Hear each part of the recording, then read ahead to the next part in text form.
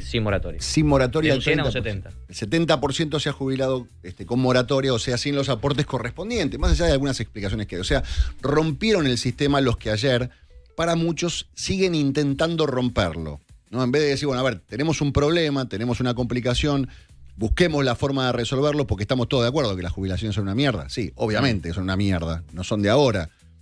¿Cómo hacemos? ¿Las resolvemos? ¿Empezamos a buscar una forma para resolverlas o las terminamos de romper?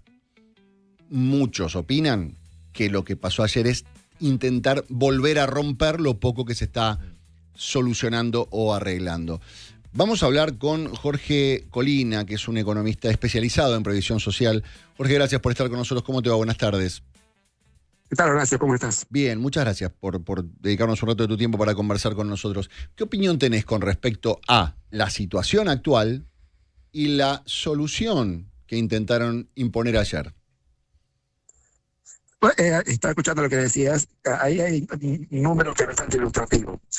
En las jubilaciones, en el año 2023, o sea, cuando asume el presidente Milei, eran un 40% inferior a las jubilaciones en el año 2017. ¿Y por qué se toma 2017? Porque es cuando comienza. Jorge, cuando comienza. Vangamos un segundo que tenemos un poquito de inconvenientes para escucharte bien. Vamos a llamarte de nuevo porque me interesa todo lo que tenés para contarnos. Estaba escuchando medio mal al aire. Vamos a llamarlo por línea. Bueno, ya estaba planteando algo que es que la jubilación había pedido casi un 40%. Sí. Del 2017 al 2023. Exactamente. Fuerte dato. Alberto Fernández y Cristina Fernández de Kirchner tomaron un montón de medidas con respecto a las jubilaciones que perjudicaron a los jubilados. Por eso hay que poner contexto, ¿no? De quiénes son los que vienen ahora a decir esta es la forma de resolverlo. Gran parte de ellos son los que le robaron los fondos de las AFJP, gran parte de ellos son los que minaron la economía en los últimos 20 años, gran parte de ellos son los que apoyaron a Alberto cuando recortaron todo esto y gran parte de ellos son los que avalaban las piedras que volaban en el Congreso cuando Mauricio Macri intentó solucionar un problema y no pudo avanzar demasiado. Aquí estamos nuevamente con Jorge. Jorge, te estábamos escuchando. Sí, ¿qué tal? No, decía que en el año 2023 las jubilaciones habían caído un 40% en términos reales respecto del 2017. Y se toma en 2017 porque fue el último año bueno de la Argentina, porque después vino el 2018 con la crisis inflacionaria y cambiaria que todavía estamos sufriendo. Claro. Entonces, en el 23 eran 40% menor. Y bueno, y ahí lo que sucede es que en el 2024 el gobierno cambia la fórmula de movilidad del gobierno de Milei, y como que no ajusta bien en enero y se queda con 7% de no ajuste. Sí. Y eso le permitió armar el superávit fiscal. Gran parte de ello. La gente puede decir 7%, pues el arma el superávit fiscal, sí, porque los jubilados son 7 millones. O sea, se pagan 9 millones de jubilaciones. O sea, cualquier numerito chiquitito en jubilaciones es un gran número en tema de gasto previsional. Claro. Y la cuestión es que, digamos, las jubilaciones obviamente bajaron más todavía en el 2024, pero ya por lo menos acompañan la inflación, pero ya no se van a recuperar de lo que tenían en el 2017. Y la medida de ayer lo que hace es decir, bueno, ahora que todas las jubilaciones aumenten, ese 7% que quedó pendiente de aumentarse en enero del 24. Y eso significaría aumentar el gasto público, el gasto previsional, en medio punto del PBI. Y luego dijeron, y además subimos el bono también, de 70.000 lo subimos a 115.000. Y eso pone ahí, aumenta un 0,3% del PBI. Y después dijeron, y vamos a poner las moratorias también de nuevo, ese es un 0,2% del PBI, con lo cual le implica al gobierno un gasto adicional de 1% del PBI, que viene a ser casi, o sea, el gobierno entraría en déficit con eso, porque el año pasado tuvo un superávit de apenas 0,3% del PBI. Claro. Y Jorge, entonces, ¿qué se gana con eso? Lo único que se gana es volver a la situación del 2023.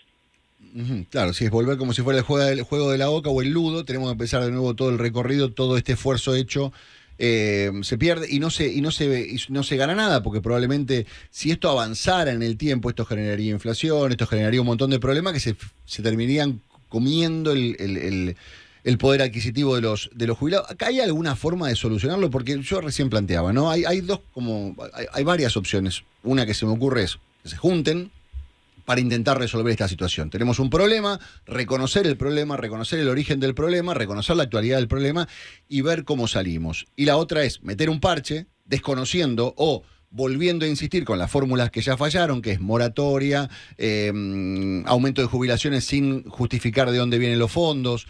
O sea, esto no arregla el problema. No arregla el problema.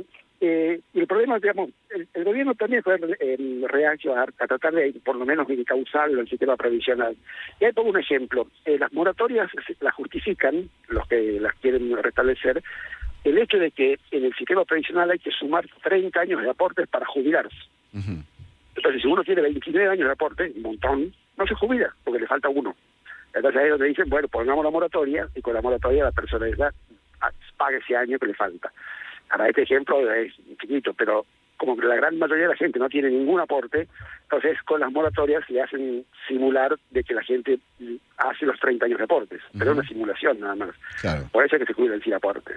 Acá lo que correspondería hacer es eliminar el requisito de 30 años de aportes y que la gente se jubile con los aportes que tenga. Si quiere 15 años, bueno, se le calcula la jubilación con esos 15 años y se lleva esa plata. Si tiene 20, se lleva esa plata. Si tiene 25, esa plata. Uh-huh. Y los que no tienen aporte, se llevan la pensión universal para el adulto mayor, que viene a ser como la asignación universal por hijo, pero para el adulto mayor. Clarísimo. ¿Y qué puede llegar a pasar, digamos, con esto? ¿Esto va a avanzar? ¿Esto llegó para quedarse? No, el presidente ya dijo que lo va a vetar.